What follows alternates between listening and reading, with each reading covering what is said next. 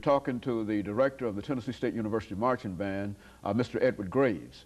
And of course, Prof, the last 6 minutes that we have here, let's give you an opportunity to talk about some of the things that you feel that our audience ought to know this morning about what you are trying to accomplish, some of your goals, your objectives, and some of the things that you try to do with your students.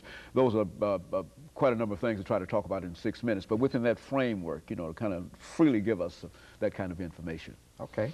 Well, first of all, I'd like to acknowledge the people that are working with us now. We on our staff.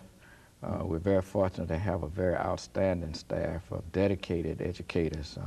Right now we have Mr. Kevin Davenport, who's our Associate Director of Bands, a 1984 Tennessee State University graduate. Had some very good success in public schools before we were able to get him to come here. Mr. Thomas Davis, who's been with us at Tennessee State for about 22 years, I believe, who works with our band and teaches percussion at the university.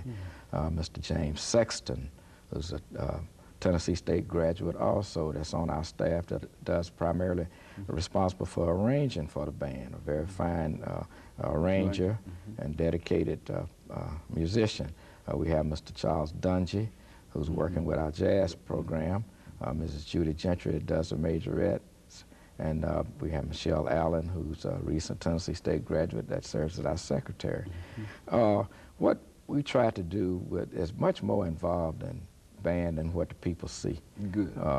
This is an activity that we see. These students have decided themselves this is something they want to do.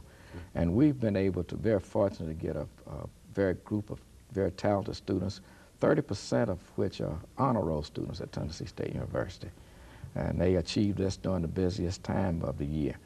So we try to use this as a character building activity for them because of the fact this is something they chose to do and this is not what they really came to Tennessee State for. They have to understand that they have to take the same values that they take from that practice field in the band rehearsal room to the history class, and some of them in your classes, the math classes, and everything that they came here to do. We have a number of students that are engineers. We have students in the band program that are in every academic discipline over there, and they do well. We're fortunate, as I said, to get students from a lot of different areas of the country, and it's a problem for us because of the fact that whatever amount of money we have for scholarship, you don't have enough. It's not enough. So we don't have full scholarships. Our average scholarship for a student is $1,000 a semester.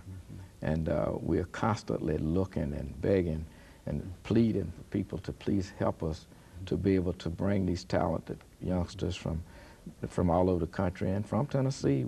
Majority of our students are from Tennessee, by the way. And we want to continue to build this with and pass these values on to these students because they have to understand they are representing Tennessee State University, which has a wide web of alumni all over the world, the state of Tennessee, Nashville, and themselves. And we try to teach them the values of respect, self-respect, and respect for others, pride in the university, pride in the organization, and pride and support for one another. And these are the things that we have to build. We say all the time that there's no I in band.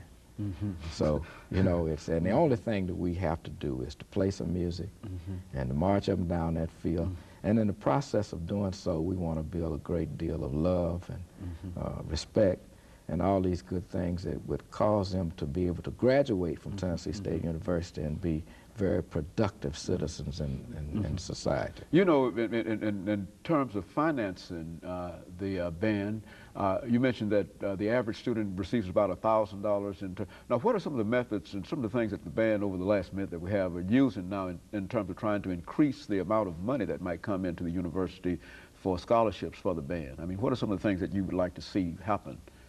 Well, what we'd like, of course, first thing, there's in process right now a group of people in Nashville, a band alumni, that are forming a band alumni group, association, or whatever they're going to call it, to give us that basic support that we need for primarily for scholarships.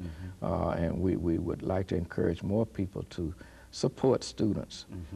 And that I think that's the biggest thing that we can do, is to get others to support our students, to encourage them. Of course, some of them are receiving other types of academic scholarships and federal financial aid in addition to the $1,000. To the $1,000, yeah. And some of them, some students get a little more than ones that don't qualify for anything else.